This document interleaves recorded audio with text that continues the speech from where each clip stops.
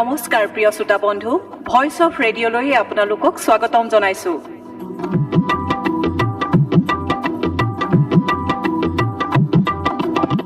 আৰম্ভ কৰিবলৈ লৈছো পুৱাৰ ৰেঙনি।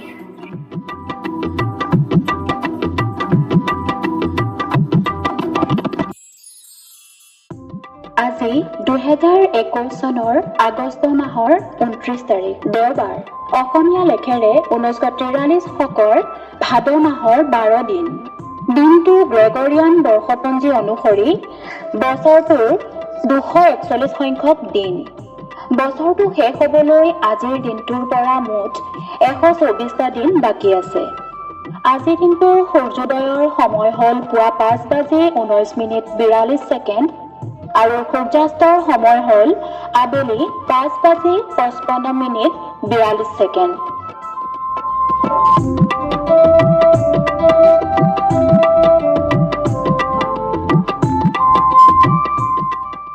সকলো জ্ঞানেই আমাক অজ্ঞতাৰ কাষলৈ টানি নিয়ে। এই কথাষাৰ কৈছিল টি.এছ. ইলিয়টে। আজি কাজী নজৰুল ইছলামৰ মৃত্যুদিন, লগতে ভাৰতৰ ৰাষ্ট্ৰীয় ক্ৰীড়া দিৱস।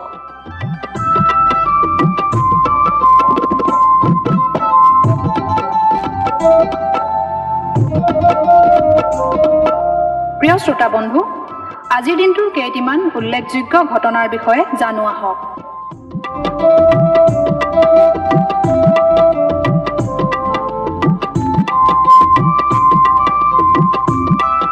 1991 চনৰ আজিৰ দিনটোতে ভাৰতৰ সুদূৰ সংবেদী উপগ্ৰহ IRS-1 উইক ছোভিয়েট ৰাছিয়াৰ পৰা উৎক্ষেপণ কৰা হৈছিল।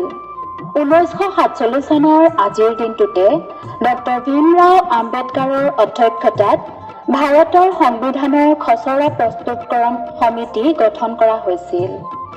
1910 চনৰ আজিৰ দিনটোতে কোৰিয়া জাপানৰ অধীনলৈ গৈছিল। 1882 চনৰ আজিৰ দিনটোতে অষ্ট্ৰেলিয়াই প্ৰথমবাৰৰ বাবে এছেছ শৃংখলা জয় কৰিছিল। 1953 চনৰ আজিৰ দিনটোতে ছোভিয়েট ইউনিয়নে হাইড্ৰজেন বোমা পৰীক্ষামূলক বিস্ফোৰণ ঘটায়। 1835 চনৰ আজিৰ দিনটোতে অষ্ট্ৰেলিয়াত মেলবৰ্ণ নগৰ স্থাপিত হৈছিল। 1991 চনৰ আজিৰ দিনটোতে ছোভিয়েট ইউনিয়নে কমিউনিষ্ট পাৰ্টিৰ সকলো কাৰ্যসূচী নিষিদ্ধ কৰি সংসদত এক প্ৰস্তাৱ গৃহীত কৰিছিল।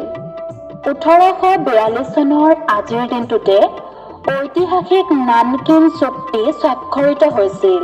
ফলত ইয়াংলো চীনৰ যুদ্ধ সমাপ্তি হৈছিল আৰু হংকং ভূখণ্ড ব্ৰিটেইনে লিজত লাভ কৰিছিল।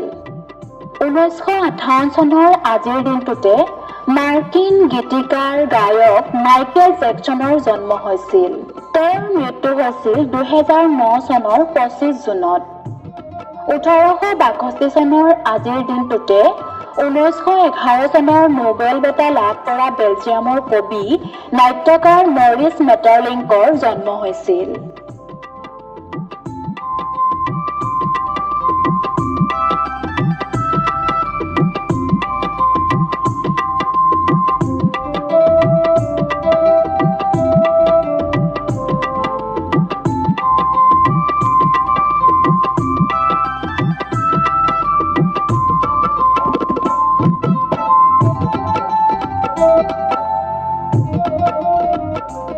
প্ৰিয় শ্ৰোতা বন্ধু, এই চেনেলটো ছাবস্ক্ৰাইব, লাইক আৰু কমেণ্ট কৰিবলৈ নাপাহৰিব। আপোনাৰ আজিৰ দিনটো শুভ হওক, মংগলময় হওক, তাৰেই কামনাৰে অনুষ্ঠানৰ পৰা বিদায় লৈছোঁ। ধন্যবাদ।